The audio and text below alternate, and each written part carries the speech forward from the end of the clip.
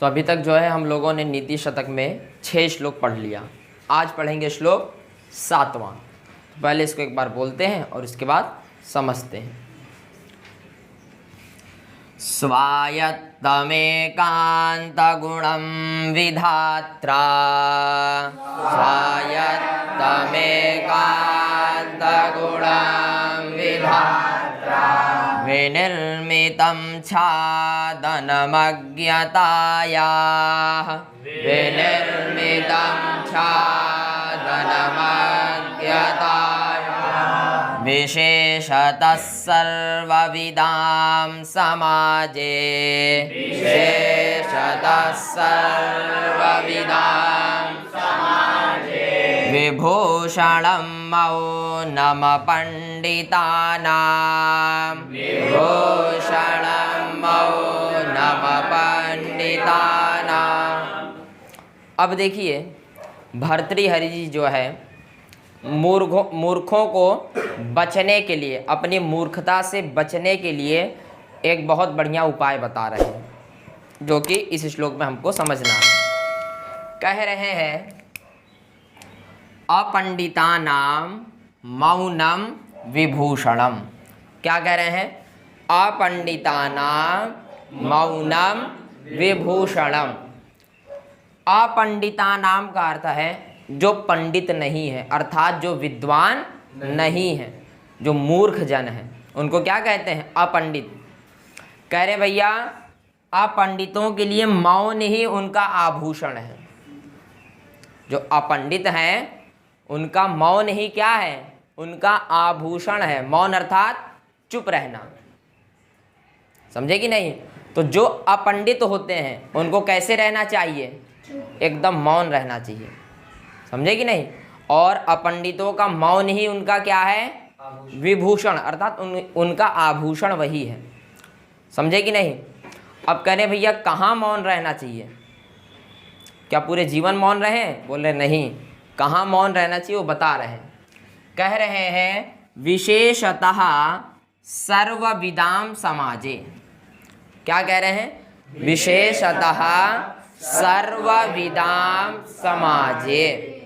विशेषतः अर्थात विशेष रूप से। कहाँ पर? विशेष रूप से सर्वविदां समाजे। सर्वविदां का अर्थ है जो विद्वान लोग हैं। सर्वविदां मतलब जो विद्वान है, जो ज्ञानी है, उनके समाज में मौन रहना चाहिए। उनके समाज में क्या रहना चाहिए? मौन। किसको? अपंडिताना। जो अपंडित हैं, जो मूर्ख हैं, जिनके पास ज्ञान नहीं है, ऐसे लोगों को क्या होना चाहिए? मौन रहना चाहिए। कहाँ पर? सर्वविदां समाजे। जो विद्वानों का समाज होता है, जहाँ मान लीजिए 15-20 विद्वान एक साथ बैठे हैं, तो ऐसे समाज में आपको क्या रहना चाहिए? मौन रहना चाहिए। यदि आप मौन रहोगे तो कोई जान नहीं पाएगा कि आप मूर्ख हैं। तो कोई ये नहीं जान सकता कि आप मूर्ख हैं। और जहाँ आप बोल दिए, जहाँ एक वाणी आपकी निकली, वहाँ तुरंत विद्वान आपको पकड़ लेगा, अरे ये तो महामूर्ख आदमी आ गया। तो इसलिए विद्वानों के समाज में मूर्खों को कैसे रहना चाहिए? एकदम मौन। मान लीजिए विद्वानों के बीच में नीति शतक की चर्चा हो रही है और कोई मूर्ख पहुंचा और बोल दे कि अरे नीति शतक बहुत अच्छा ग्रंथ है, उसमें कालिदास जी ने बहुत अच्छा लिखा है। बस पकड़ में आ गया कि नहीं? कहाँ नीति शतक और कालिदास बोल दे तो कालिदास एक शब्द ने बता दिया ना कि ये मूर्ख है।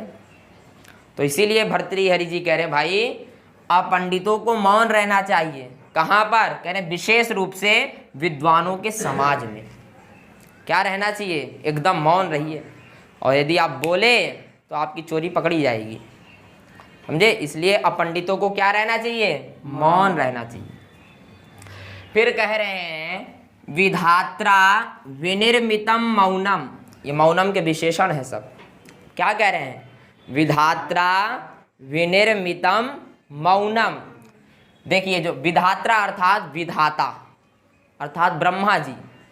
भाई ब्रह्मा जी ने सृष्टि की रचना की है कि नहीं? तो ब्रह्मा जी ने ही मूर्खों को बनाया है। ब्रह्मा जी ने ही मूर्खों को बनाया कि नहीं? और मूर्खों के लिए उन्होंने मौन भी बनाया कि भाई चलिए आप मूर्ख हैं अपने कर्मानुसार, लेकिन आपको मैं एक सरल उपाय दे रहा हूँ कि आप मौन रहिए। आप क्या रहिए? मौन। विनिर्मितम मतलब बनाया। ब्रह्मा जी ने क्या बनाया? मौन बनाया। किसके लिए? अपंडितों के लिए। विधात्रा विनिर्मितम मौनम कस्य कृते? ये अपंडिताः, जो अपंडित हैं उनके लिए। बात समझ में आई? और कह रहे हैं अज्ञतायाः छादनम मौनम। क्या कह रहे हैं? अज्ञतायाः छादनम मौनम। अज्ञतायाः मतलब अज्ञानी, ठीक है? अज्ञतायाः मतलब अज्ञानी, और छादन कहते हैं ढांकने को। छादन मतलब ढांकना। अपनी अज्ञता को यदि आपको ढांकना है तो आप क्या रहिए? मौन रहिए। कौन? जो अपंडित हैं। अगर अपंडितों को अपनी अज्ञता को ढांके रहना है, अर्थात किसी को पता ना चल जाए, तो उनको क्या रहना पड़ेगा? मौन रहना पड़ेगा। ये मौन किसने बनाया? कह रहे विधात्रा विनिर्मितम। भाई अरे मूर्खों, ये मैं नहीं कह रहा हूँ, ये साक्षात ब्रह्मा जी ने बनाया आपके लिए। किसके लिए?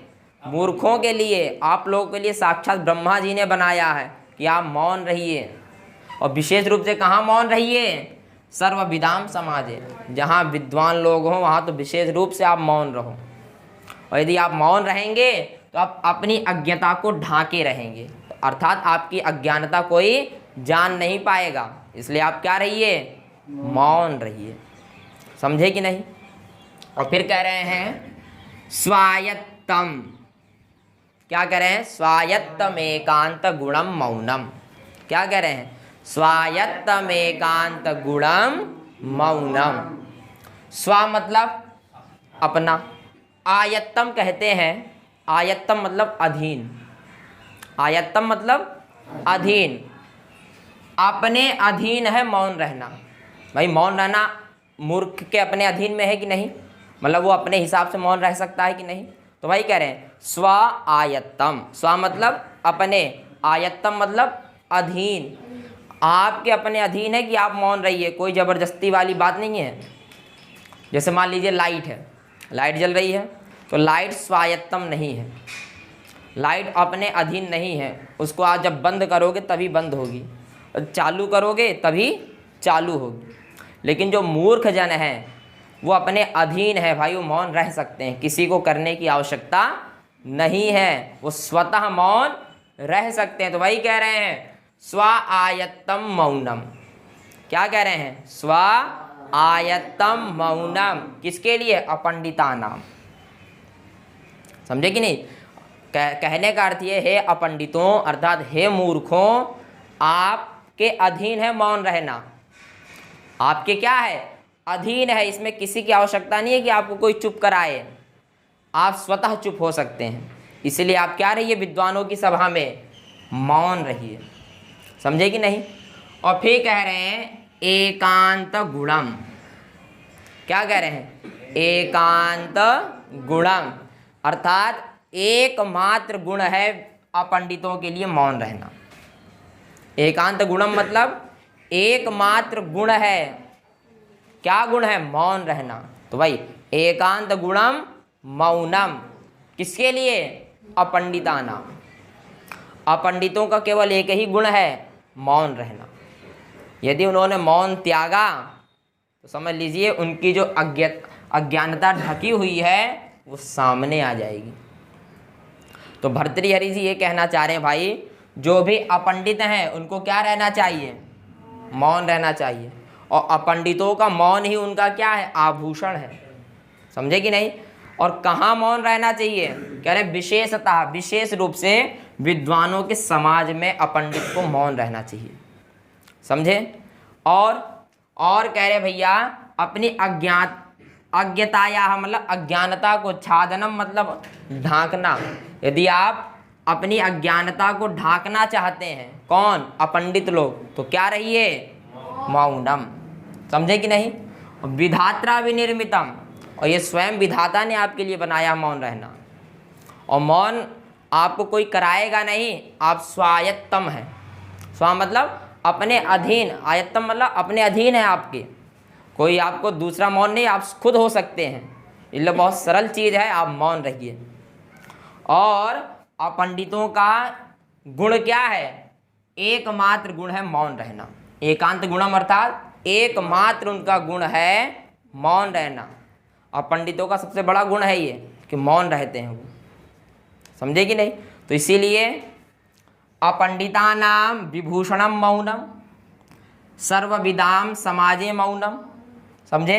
और अज्ञतायाः छादनम मौनम विधात्रा विनिर्मितम मौनम स्वायत्तम मौनम एकांत गुणम, सब मौनम के विशेषण हैं। सब क्या है? मौनम के विशेषण हैं। तो कहने का अर्थ ये है, जो अपंडित होते हैं, जो मूर्ख होते हैं, जो पढ़े लिखे नहीं होते हैं, उनका सबसे बढ़िया उपाय क्या है? मौन रहना। यदि वो विद्वानों के समाज में है तो विशेष रूप से उनको मौन रहना चाहिए। और अपनी अज्ञानता को यदि वो ढकना चाहते हैं तो भी उनको क्या रहना चाहिए? मौन। और विधाता ने उनके लिए सबसे बड़ा गुण दिया है मौन रहना।